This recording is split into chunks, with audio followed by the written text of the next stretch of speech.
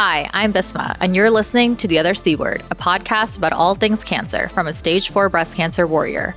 We cover health and wellness, mind, body, and soul.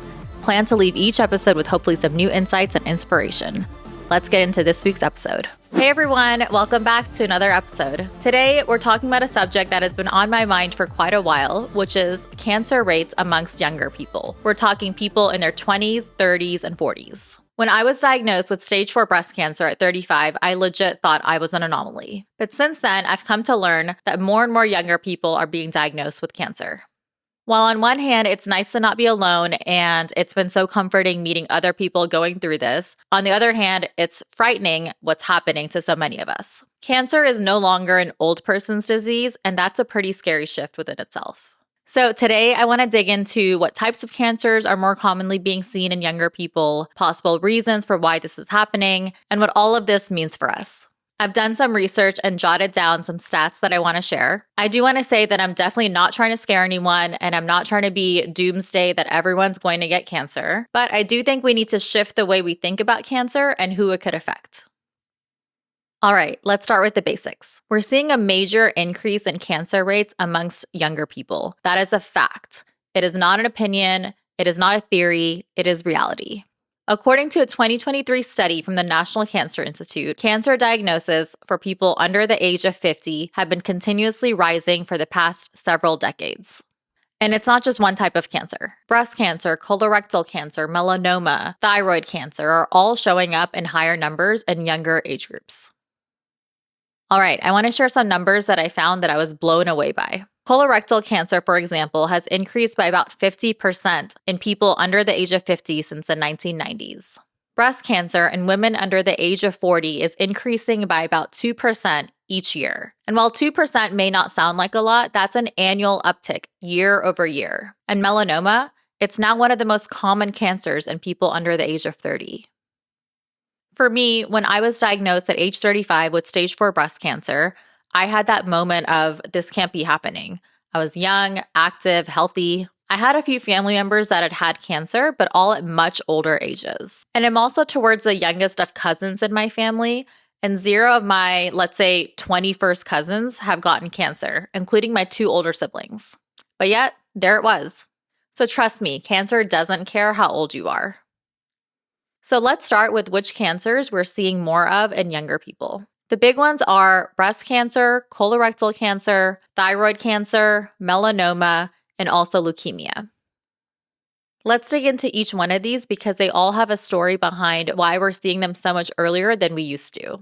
Let's start with breast cancer. Women under 40 are increasingly being diagnosed with it.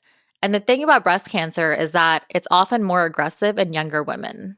For me, there were no warning signs. No lump I could feel, no lump that multiple doctors could feel, no abnormal mammograms, because I was quote unquote too young to even have had a mammogram. It wasn't until I was pregnant and my back started hurting like crazy that I even had a hint that something was wrong, but I definitely didn't think it was cancer. My breast cancer is hormone driven, and so the pregnancy hormones likely triggered what was already there. But if I had been screened earlier, who knows? Maybe it could have been caught before it got to stage 4. And it's sad to think that could have been the case. The issue also with breast cancer in younger women is that their breast tissue is usually denser, which makes it harder to detect the cancer through a mammogram. And let's be honest, at 30 or 35 years old, you're not thinking, hey, I'm going to go get a mammogram. But maybe we do need to start thinking that way because as I've learned, breast cancer doesn't care about your age. Now, let's talk about colorectal cancer. The numbers here are shocking to say the least. As I said, rates of colorectal cancer in people under the age of 50 have risen by 50% since the 1990s, and it's one of the most common cancers in people under 40 now. For years, we've been told to start screening for colon cancer at age 50, but recent changes have brought that age down to 45, but it's still not catching everyone. I've personally met young, healthy people in their 20s, 30s, people with no family history or obvious risk factors being diagnosed with it. It's beyond comprehensible. All right, thyroid cancer. That's another one that's on the rise in younger adults. In fact, it's one of the fastest growing cancers in young people, especially in women. Luckily, unlike some other cancers, thyroid cancer is typically caught early, which is really great because that makes it more treatable. But still, the question remains, why is it happening so much more now than it was 20 or 30 years ago? Some research points to better diagnostic tools like ultrasounds that can catch these cancers earlier. But there's also growing concern that radiation exposure from things like X-rays and CT scans could be contributing to the increase here. Even dental X-rays have come under scrutiny. I mean, we've all had those, right? I think I had braces for like 3 years myself. And they say the amount of radiation in each scan is small, but repeated exposure over time could have an effect. All right, let's switch to melanoma, which is another rising cancer in younger people. Like I mentioned earlier, melanoma has become one of the most common cancers in young adults, especially women. Being brown, I'm blessed with a nice tan naturally, but I remember all the girls in my high school doing it. It was such a thing. I actually have this very clear memory from Laguna Beach on MTV, Kristen Cavallari in a tanning bed on her flip phone. It was a total vibe. Also, that's one of my favorite shows of all times. Were you guys Team LC or Team Kristen? Slide into my DMs and let me know. That show lives rent-free in my mind. Okay, but back to melanoma and tanning beds. I read recently that using a tanning bed before the age of 35 increases your risk of melanoma by 75%. That's huge and insane. I know when tanning beds started to get a bad rep like 10, 15 years ago, people switched to spray tans, which might be better in terms of UV rays, but are we really just switching out the UV exposure for chemicals?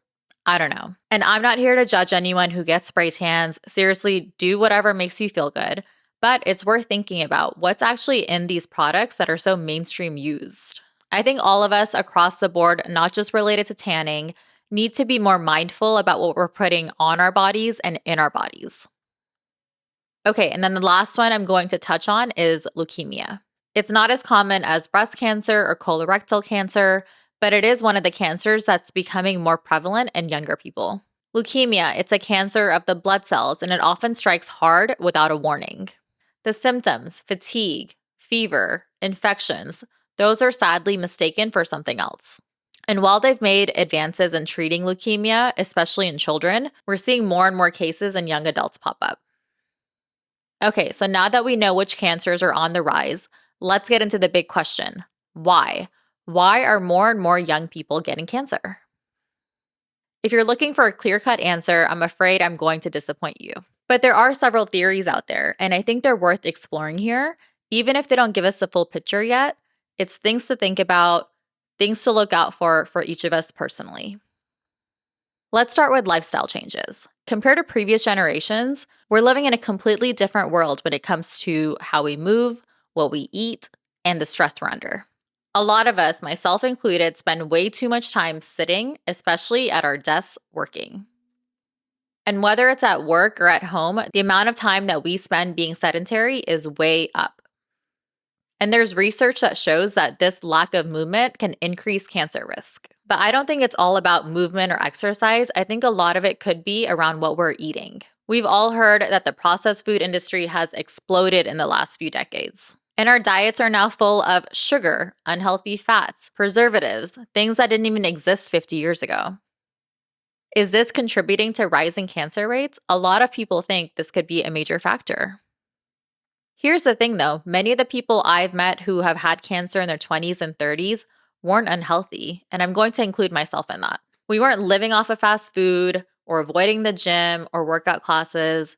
In fact, most of us were fit, had pretty healthy diets, and didn't have a high BMI. So it's not just about being overweight or inactive. There clearly has to be more to the story. I think another thing to think about is what's actually in our food. The chemicals, preservatives, additives that we're consuming, oftentimes without realizing it, might be having long-term effects on our health that we're just now starting to understand. It's the same with the products we use. How many of us actually check the ingredients on our skincare, on our makeup, on our cleaning supplies around the house? I know I've had a growing interest in this aspect for years now, and I try to do my best to use clean beauty products, as they call them, but I definitely miss things. It's impossible not to. There are so many chemicals that we come into contact with on a daily basis. It's impossible to avoid everything, but awareness of them being there is an important first step. There's also growing concerns that chemicals like phthalates and parabens, which are in a lot of our shampoos and our skincare, those can affect hormones, which can contribute to cancer risk. I could go on and on about this because I'm actually pretty obsessed with skincare. But the point is that we're surrounded by chemicals. And we don't always know what they're doing to our bodies. I think as a starting point, just look at the ingredients list on the back of your face wash, on the back of your hand wash, any products around the house, just to get an idea. I guarantee you won't be able to pronounce or know what 95% of those ingredients even are. Again, I'm not saying to throw out all your products, but just be aware and do your research and start to make changes where you can. I know I'm definitely trying to do the same. I'm going to pivot and talk about current screening guidelines a little bit. Right now, mammograms are recommended for women starting at age 40 and colonoscopies starting at age 45. But with cancer rates rising in younger people, do these guidelines still make sense? Should we be screening earlier? Again, in my case, I was diagnosed at 35 with stage 4. It's hard not to think if I had been screened earlier, maybe it could have been caught before it was stage 4. But the way the current guidelines are, they wouldn't have even had me on the radar. It's a tricky situation because you don't want to overscreen and cause unnecessary worry amongst an entire population. But at the same time, we hear it all the time. Early detection is what saves lives. So, food for thought. In regards to colonoscopies, you may have heard that the colonoscopy guidelines have been updated from starting at age 50 to now starting at age 45 because of those rising colorectal cancer rates in younger people. But is 45 still too late? For some, yeah, sadly, it will be too late. And they may get a later stage diagnosis at a young age because they weren't screened. The reality is that we need a more personalized approach to screening. We have to take into account personal health histories, family histories of any type of cancer, lifestyle choices, what you're eating, what you're drinking, have you ever lived in a high population area, and so many other potential risk factors. Okay, so where does that leave us? The truth is, we just don't have all the answers, or really even many of them. But what we can do is stay educated, stay aware, make conscious choices about our health, and control the things that we can't control. That means knowing what's in our food, what's in our skincare, what's in our household products, finding cleaner brands, or at least stop buying brands that do have potential toxic chemicals so that we can push these companies to do better. It means understanding the risk, but without living in full fear or panic or trying to bubble wrap to protect ourselves. Well, bubble wrap is plastic, and we've all heard plastic is bad, so don't do that. Cancer is no longer an old person's disease. It's affecting people of all ages, and we need to be proactive about it. That means staying on top of your screenings. That could mean having to advocate for yourself to get an earlier screening than what the guidelines suggest. It also means pushing for more research into what's really causing these rising rates. So donate to those research organizations, volunteer at events, get more involved in the cancer community. Even if you're not diagnosed with cancer, it's affecting so many people around you, and we all have to do our part.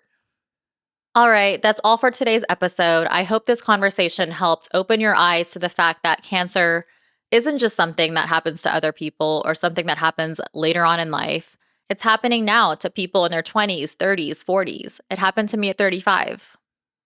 And the more we talk about it, the more we can raise awareness, the more we can push for earlier screenings. Having open conversations with your friends and family will maybe even help someone catch something before it becomes a much bigger problem for them. All right, thanks everyone.